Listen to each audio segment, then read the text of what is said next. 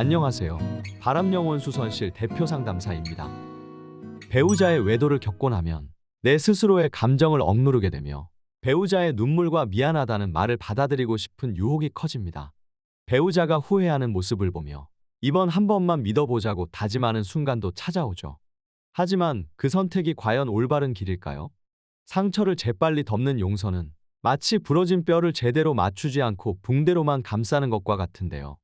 일시적으로는 덜 아프게 보일지 몰라도 제때 제대로 치료하지 않으면 더 큰 고통으로 돌아올 것입니다. 바람을 진정으로 해결하기 위해서는 첫 번째로 쉬운 길이 아닌 진짜 해결의 길을 선택하셔야 합니다. 문제를 회피하거나 갈등을 덮으려는 유혹은 이해할 만합니다. 가정을 위해, 자녀를 위해서라는 이유로 문제를 억지로 봉합하려 할 수 있죠. 하지만 이는 단순히 폭탄을 잠시 멈춰두는 것일 뿐 언제 터질지 모르는 불씨를 남겨두는 일이 될 것입니다. 반대로 진실을 밝히겠다고 배우자를 추궁하거나 말싸움을 반복하는 것 역시 좋은 해결책이 아닙니다.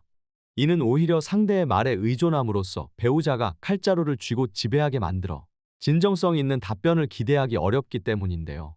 외도 문제는 배우자에게 잘못을 단순히 지적하는 것을 넘어 구체적인 행동 변화로 이어지게 만들어야 합니다. 두 번째 말씀드리고 싶은 것은 외도는 중독이며 단호하고 명확한 대처가 필요하다는 것입니다. 외도는 실수라고만 보기에는 중독과 유사한 패턴을 보입니다.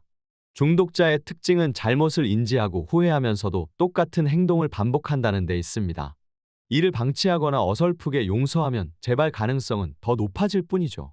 외도 문제를 해결하려면 배우자가 자신의 행동에 책임을 느끼고 이를 행동으로 증명하도록 요구해야 합니다. 상간자를 강제로 정리시킨 뒤 구체적인 약속을 문서로 남기고 말이 아닌 행동으로 변화 의지를 보이게 하세요.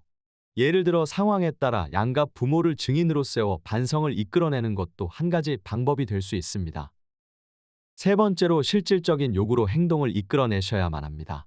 신뢰 회복을 위해서는 명확한 조건과 요구가 필요합니다.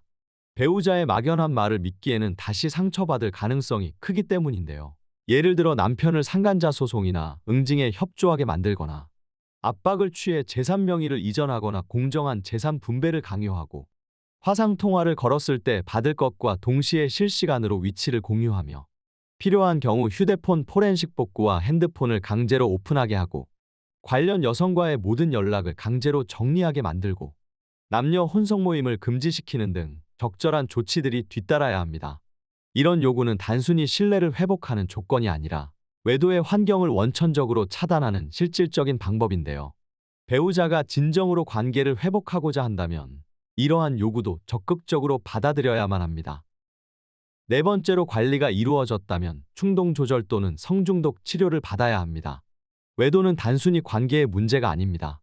배우자가 반복적으로 외도를 저질렀다면 이는 충동조절 문제나 또는 성중독과 같은 심리적 원인에서 기인할 가능성이 큽니다. 따라서 단순히 행동의 문제로만 접근할 것이 아니라 전문적인 치료와 관리가 병행되어야 합니다. 이는 단순한 재발 방지뿐만 아니라 더 건강한 관계를 만드는 출발점이 될 것입니다. 외도를 방치하는 것은 마치 방 안에 독사 100마리를 풀어두고 건드리지 않고 조심히 살겠다고 다짐하는 것과 같습니다. 상처를 단순히 덮어두기보다 원인을 완전히 제거하고 정리해야 진정한 안전이 보장될 것입니다. 만약 배우자 외도로 현재 고통받고 계시다면 네이버 바람영혼 수선실 배우자 외도 상담 카페로 들어오셔서 여러 대처 정보를 얻고 구체적인 조언을 얻어보시기 바랍니다.